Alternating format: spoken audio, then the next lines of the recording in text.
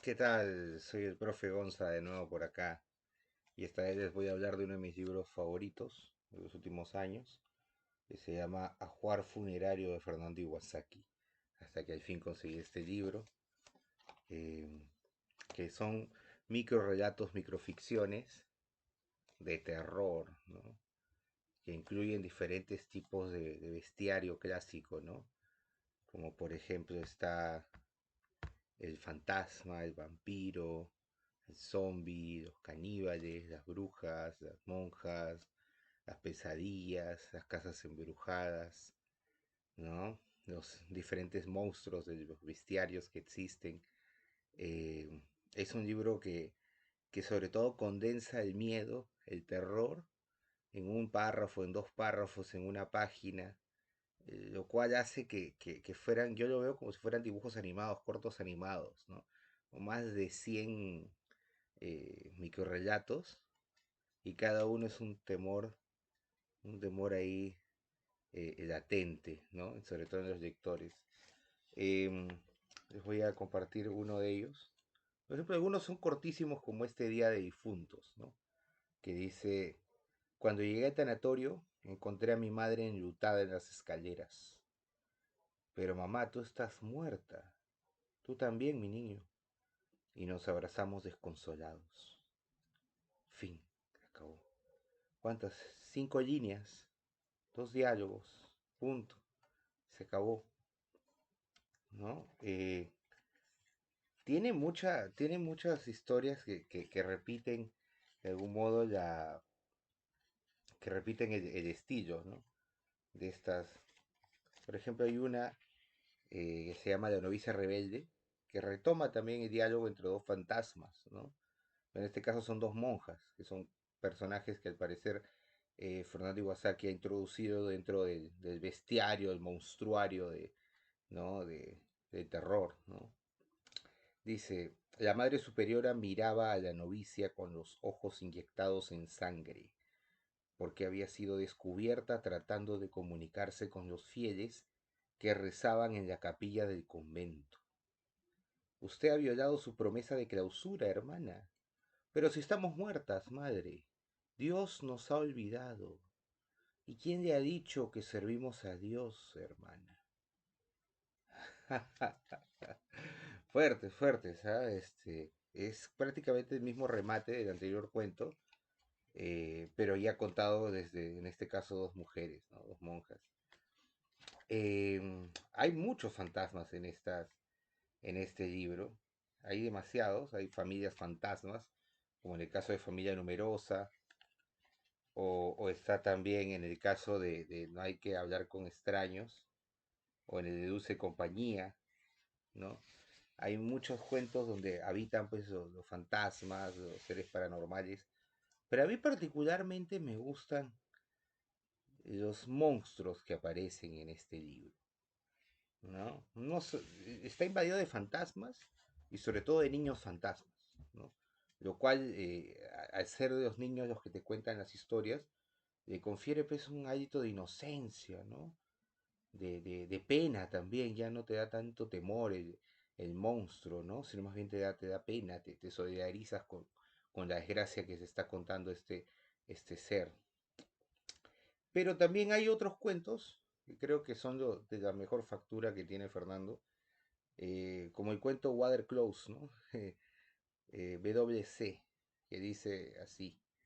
Era la primera gasolinera en varios kilómetros y suspiré agradecido porque los intestinos se me disolvían entre retortijones. Un hombre sin párpados me señaló un corredor devorado por la penumbra y hacia allí caminé de baldosa en baldosa, como un equilibrista que no quiere que el público descubra que lleva las mallas descosidas. En el baño no había espejo ni luz, y el chapoteo de mis pasos delataba 2 dedos o tres de un líquido sin nombre. El primer Kleenex lo gasté limpiando a ciegas la rueda. Al darme la vuelta pateé algo así como un casco de moto y me senté sujetándome los pantalones para que no se empaparan. La sensación de alivio y beatitud solo duró unos segundos porque alguien cerró la puerta con llave desde afuera. Pensé en mi coche y en el ordenador portátil que estaba en el asiento trasero. Pensé en el hombre sin párpados con mis corbatas de seda. En todo eso pensaba cuando un gruñido líquido brotó de las entrañas del alcantarillado. Sentado en el retrete percibí que algo veloz y delirante subía por las tuberías. Sus uñas crepitaban metálicas y los sorbos de la criatura eran tan intensos como el chasquido de sus mandíbulas. El segundo Kleenex se me cayó en aquel charco espeso. Me incorporé hacia la puerta sin soltar mis pantalones cuando algo salió del water. ¿Ah? Con la potencia de las focas de los circos rusos. Caí de bruces al suelo. La conciencia del asco era más fuerte que los mordiscos. Con el tercer Kleenex me limpié la boca. El casco de moto tenía dos cuencas vacías. ¿No? Eres un pata que está llegando a una gasolinería en medio de la carretera. Parecer se está cagando. Y cuando se sienta, descubre que hay una especie de rata o algo en las cañerías. Y le salta pues por debajo porque no había luz, no había nada. Y al parecer era la mascota de este señor sin párpados de la cocinería porque alguien le cierra la puerta. Quiere decir que ya tenía una nueva víctima y su mascota se lo estaba devorando, ¿no? Un cuento que combina el asco, el miedo, el horror, lo sangriento, pero a la vez con mucha sutileza, ¿no? Porque no es que se muestren imágenes sangrientas 100% gore. Lo mejor de este libro es que te lo deja sugerido, ¿no? Es el lector el que completa esta historia. Y hay otra historia parecida a la que hemos leído ahorita, que se llama Resaca. Más o menos va por ese tópico, ¿eh? Se los leo. O sea, hay historias que se van como repitiendo. Ya no recuerdo de quién era el cumpleaños, solo sé que bebimos y fumamos hasta terminar en el club de alterne de las rumanas. No sé cómo llegué a mi piso, ni qué hora sería cuando desperté, pero al levantarme vomité dolorosamente como si algo animal se resistiera a ser expulsado de mis entrañas. De pronto cayó. Era una especie de huevo duro, palpitante y gelatinoso que se retorcía por el suelo con los pelos pringados de vómito. Preso de asco, lo envolví en papel higiénico, lo arrojé al retrete y tiré de la cisterna. Ya me había olvidado de aquella cosa hasta que esta mañana entré al baño y algo me penetró por el ano mientras leía distraído. Escocido y horrorizado me estrellé contra las paredes, me golpeé el estómago y tragué cosas innombrables hasta provocarme el vómito doloroso y desgarrador. Después de la última arcada sentí un fragor de roedores en las tripas. Ahora son dos. Bueno, en la literatura peruana hay un par de cuentos más que hablan sobre monstruos que atacan por el retrete, que atacan por el water, ¿ah? Uno de ellos está en el libro de Códice Infame, del gran maestro Carlos Carrillo, ¿no? En su cuento Retretis Bacillus, que también salió en la antología de horror bizarro, si no me equivoco, de Cthulhu. Eh, Luego está el cuento, hay un cuento también de José B. Adolf, que está en la antología de Solo un viejo tren, ¿no? Que es creo que su último libro publicado en Editorial San Marcos, año 2007, si no me equivoco. Y el otro cuento que también habla sobre bestias que te atacan por atrás cuando estás sentado en el water, es uno llamado Pánico por Chiclayo, de Gonzalo de Rosario, ¿no? Que está en Caleta y también lo pueden encontrar en la antología esta de Tenebra, ¿no? De Torre de Papel. Bueno, entre otras, pero hay un montón en internet también lo pueden encontrar. Pero bueno, volviendo acá, hay algo que me gusta mucho, ¿no? Que son estas bestias, pero hay uno de los cuentos que a mí me parece que es el mejor de los que, porque aquí combinan, presentan a niños, presentan el humor negro, el humor cruel que tienen los cuentos de Iwasaki, pero sobre todo el manejo del lenguaje, el diálogo, de cómo los niños hablan y te confiere esa inocencia, esa pureza que no encuentras quizás en otras obras de terror, ¿no? Esa combinación tan elegante que hace Fernando. Hambre se llama. Dice, cuando los otros niños regresan a casa y el parque se queda solo, mamá reparte la comida y me pide que sea más educado. Creo que a mamá no le gusta cómo come papá, que chupa los huesos hasta dejarlos limpitos.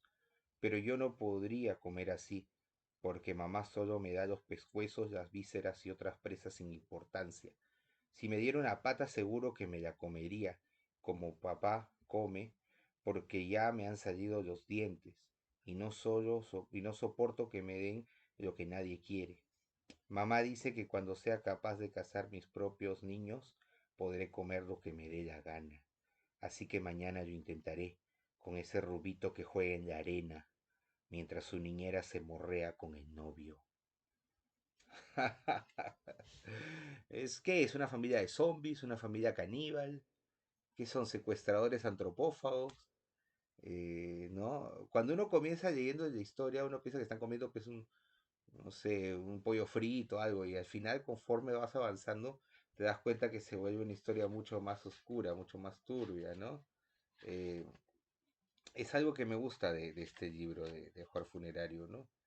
Sin embargo, hay un cuento que a mí particularmente, entre muchos otros, porque podría hablar de la gran mayoría de historias que están acá, creo que si hablamos ya de un cuento representativo de este libro, el que debería quedarse como que, o por lo menos el que a mí particularmente me ha servido mucho más a la hora de dictar talleres y a la hora de hablar de este libro también, eh, es este cuento, este microcuento llamado No hay que hablar con extraños, que yo he analizado hasta la insanía en diferentes otros videos, otras lives, pero eh, me gustaría comentarlo otra vez por aquí, ¿no?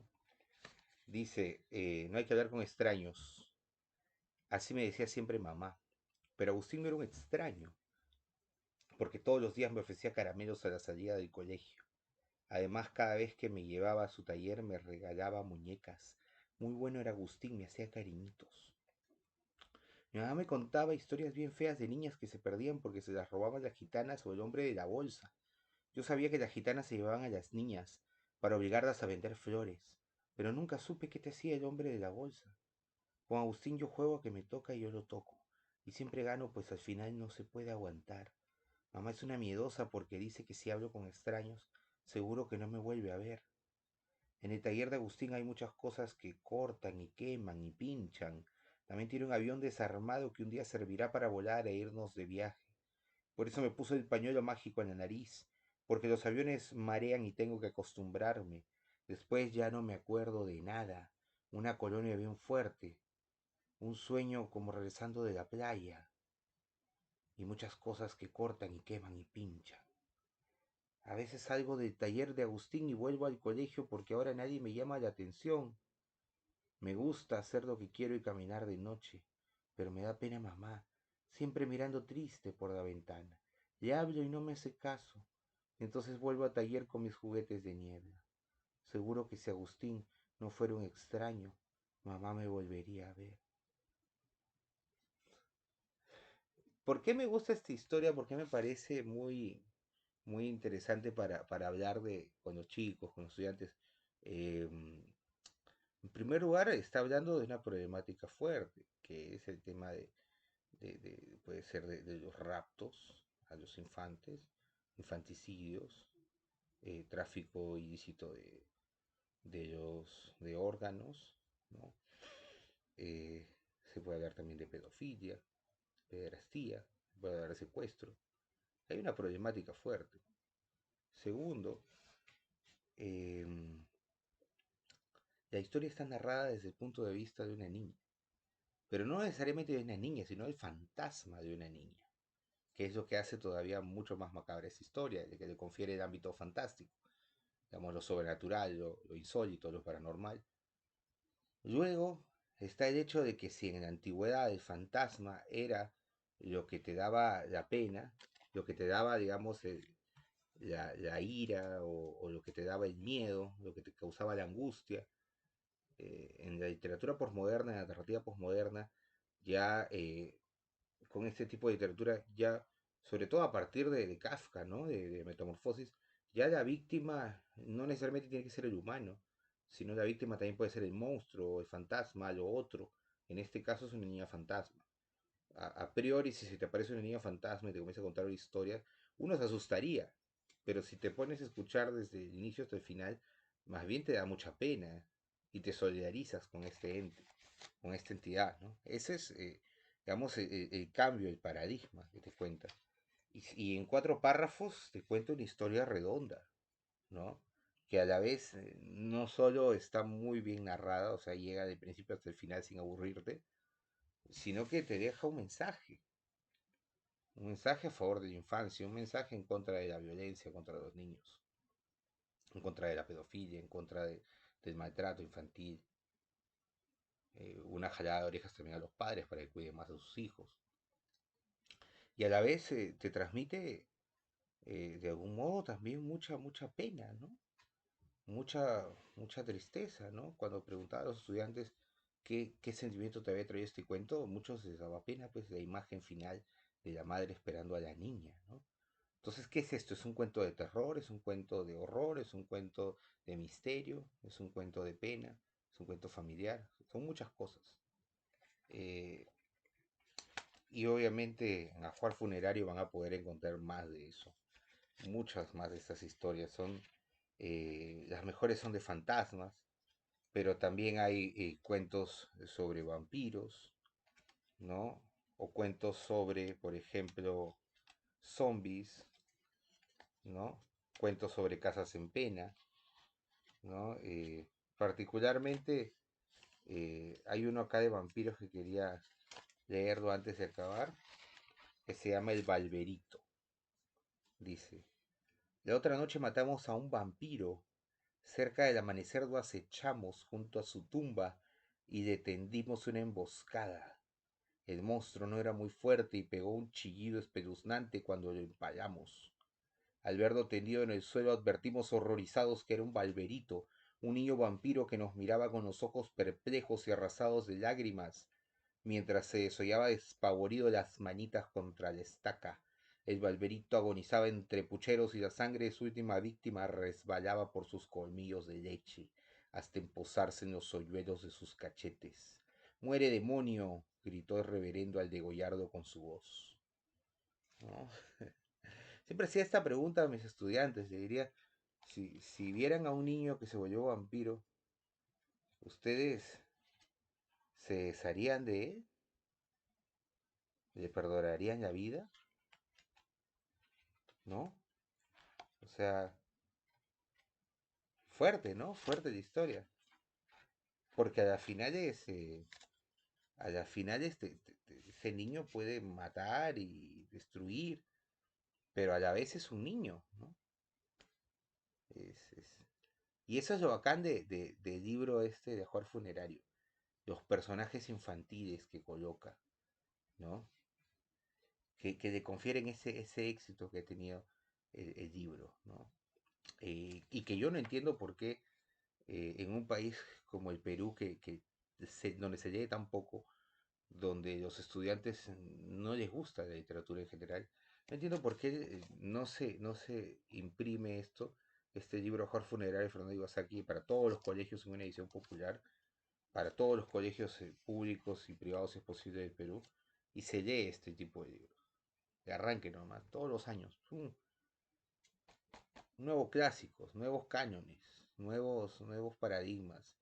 La literatura peruana tiene literatura fantástica, de calidad y de terror. Y a los estudiantes, ¿a quién no le gusta ese tipo de literatura, no? Sobre todo que es calidad, no es cualquier cosa. Y con esto cierro. Este también es otro de mis favoritos. Dulces de convento, de unas monjas licántropos. Las monjas tenían prohibido escalar los muros del convento porque al otro lado estaban sus perros guardianes, que eran fieros y bravos como una manada de lobos hambrientos. Pero el huerto del convento era tan bello y sus frutas tan apetitosas, que todos los años surgía un imprudente que escalaba las paredes y moría de dentelladas. Una tarde se nos cayó la pelota dentro del convento y Ernesto y yo la divisamos desde lo alto del muro, al pie de una morera majestuosa. Gritamos, llamamos a las monjitas, silbamos a los perros y lanzamos piedras a través de los negros ventanucos sin cristales, pero nada. Entonces Ernesto decidió bajar por la morera y me prometió que no tardaría, que lanzaría el balón sobre la muralla y volvería a trepar corriendo. Yo le vi descender y patear la pelota. También vi cómo salieron aullando desde una especie de claustro que más parecía una madriguera. Eran negros, crueles y veloces. Mientras corría a la casa para avisarle a papá, pude escuchar sus masticaciones, sus gruñidos como rezos y letanías bestiales. Según la policía, las monjitas no oyeron nada porque estaban merendando al otro lado del convento. Las pobres tenían la boca como ensangrentada por culpa de las moras. Papá enloqueció y un día saltó el muro armado para acabar con los perros, pero después de una batalla feroz volví a escuchar sus ladridos como carcajadas y el crujido de los huesos en sus mandíbulas. De mi padre apenas quedaron algunos despojos y encima fue acusado de disparar contra inocentes monjitas. Pero esta vez pude verles mejor desde lo alto del muro, y no descansaré hasta acabar con esas alimañas, especialmente con la más gorda, la que se santiguaba mientras comía. Uf, ¿no? Entonces, en resumen, si quieren buscar literatura de terror que los pueda acompañar en un viaje, o que quieran darle un libro a uno de sus hijos, o a alguno de sus sobrinos, o a alguien, o a algún estudiante, y no sepan cómo hacer que se pegue con la lectura, con la literatura, a jugar funerario es la voz, de lejos. Cuentos cortos, cuentos de terror, cuentos que no son sencillos, los van a hacer pensar. Eh, Esos todos cuentos que le van a estallar de imaginación.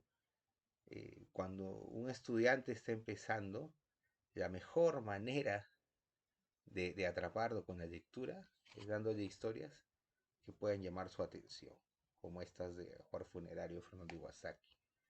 Así que ya saben, traten de buscar. Hay una versión cómic también, que espero poder comentarla más adelante. Pero estas son un poco algunas de las historias, no todas, he señalado un montón, como pueden ver, eh, algunas de las historias que más me han impactado de ese libro, ¿no? Donde pueden encontrar fantasmas, almas en pena, ¿no? Monjas, licántropos, vampiros, zombies, caníbales, todo tipo de monstruos rarísimos y situaciones bizarras. A Juan Funerario Fernando Iwasaki te lo recomienda. El profe Gonza, pues.